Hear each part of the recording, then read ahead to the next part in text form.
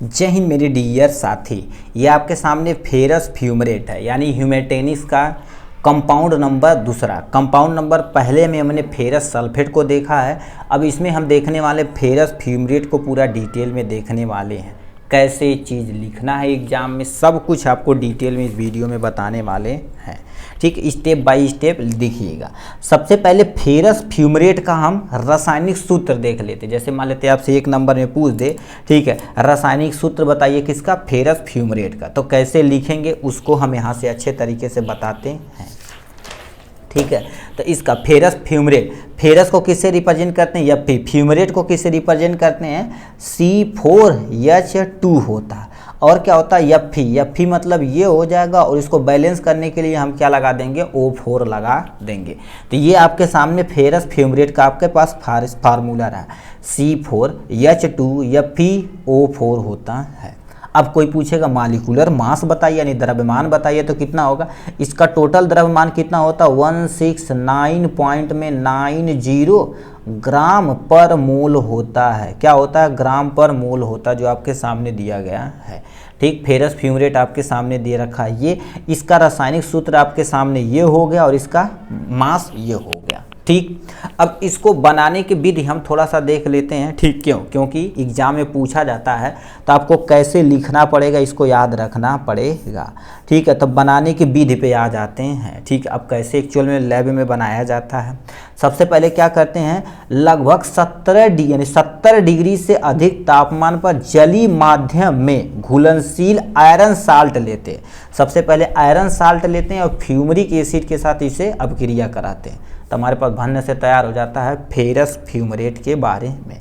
अब क्या रखा, सबसे पहले आयरन साल्ट लेते हैं, यहाँ पर हम लिख लेते हैं, देखिए अपनी भाषा में लिखते हैं, आयरन साल्ट लेते हैं। क्या ले लेते हैं, आयरन साल्ट ले लेते हैं। ठीक, उसके बाद इसमें तुम्हारे पास क्या लिखना है, फ्यूमरिक एसिड ले लेना है। क्या लेना है, ठीक, ये क्या लिख रहे हैं जी, यहाँ पर क्या हो जाएगा, ठीक है, फ्यूमरिक एसिड ले लेना है।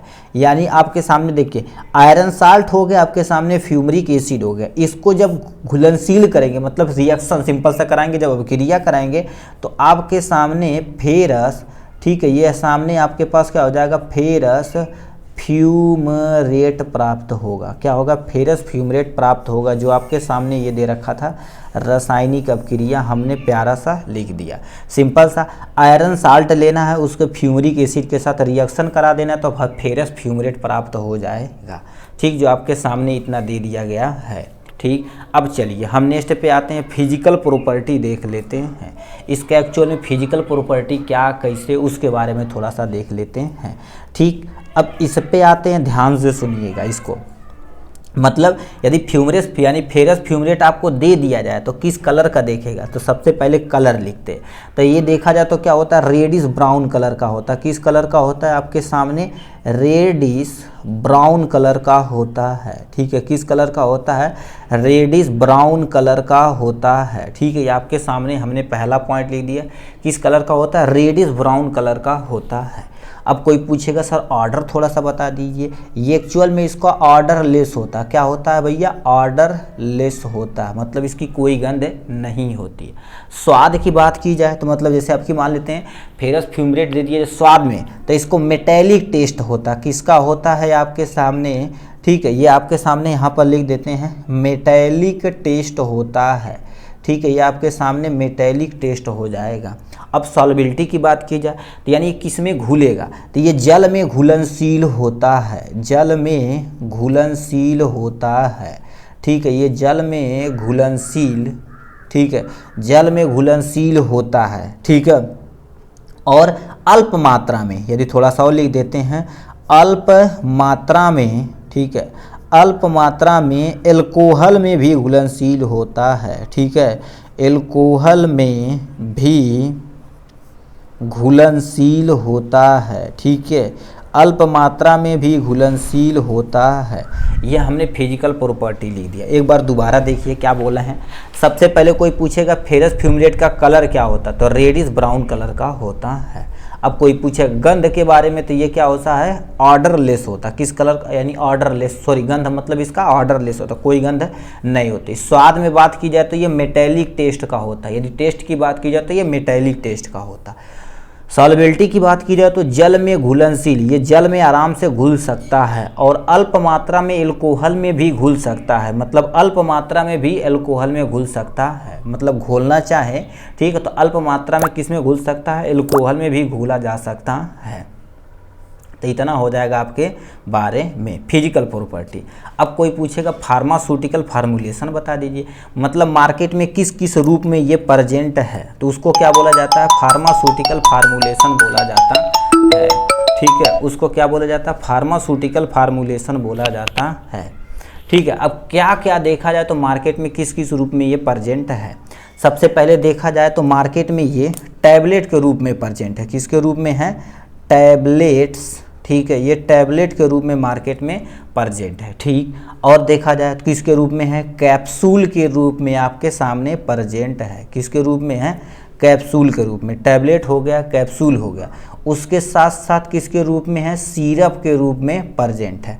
उसके साथ साथ देखा जाए तो आपके सामने ओरल ड्रॉप्स के रूप में प्रेजेंट है, किसके रूप में है, ओरल ड्रॉप्स के रूप में प्रेजेंट है, मतलब इन सब रूप में हमारे मार्केट में उपलब्ध होता है, ठीक है, ठीक है, मार्केट में इन सब रूप में प्रेजेंट होता है, ठीक। अब चलिए ये तो हो गया फार्मास्यूटिकल फार्मूलेशन के बारे में। अब आते हैं किस पे, ब्रांड नेम पे आते हैं, किस पे रूप में आते हैं, ब्रांड नेम पे आते हैं, ठीक है। ब्रांड पे देखा जाए तो किस किस रूप में ये प्रेजेंट होते हैं, तो इसका कुछ ब्रांड हम यहाँ पर लिख देते हैं। फियोसॉल के आता है, ठीक है। उसके बाद तुम्हारे पास क्या हो जाता है, फेरा, ठीक है, टीडी के नाम से याद आता है, मार्केट में फेरा टीडी के नाम से आ जाता है। उसके बाद फेर इंसॉल के नाम से आता है, किसके नाम से, फेर इंसॉल के नाम से आता है, ठीक है, तो ये इसके रूप में आता है। उसके बाद तुम्हारे पास क्या हो जाते हैं, हीमोसाइट के नाम से आता है, मार्केट में इन किन नामों से प्रेजेंट होता है, ठीक।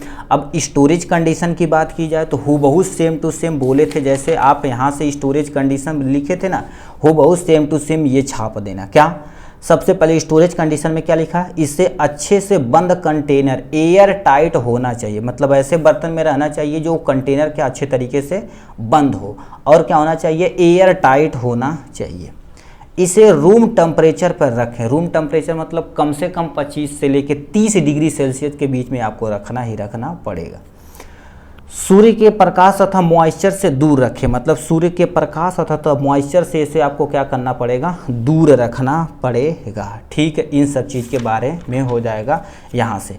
उसके बाद आपका आएगा उपयोग, मतलब यदि आपको फेरस फ्यूमेट दिया जाए तो कहाँ कहाँ उपयोग करेंगे। सबसे पहले एनीमिया में। अब एनीमिया क्या होता है गुरुदेव, आयरन की कमी को, आयरन की कमी, ठीक है, आयरन की कमी को क्या बोला जाता है हमारे पास, एनीमिया बोला जाता है, ठीक। ये पहला पॉइंट हो गया। ज़्यादा ब्लड लॉस होने पर, मतलब किसी पर्सन का ब्लड ज़्यादा लॉस हो जाता है, ठीक है, ब्लड जब लॉस हो जाता है तो उसको ट्रीट करने के लिए हम फेरस फ्यूमेट का प्रयोग करते हैं। तो इतना हमारे पास किसके बारे में था, फेरस फ्यूमेट के बारे में, ठीक।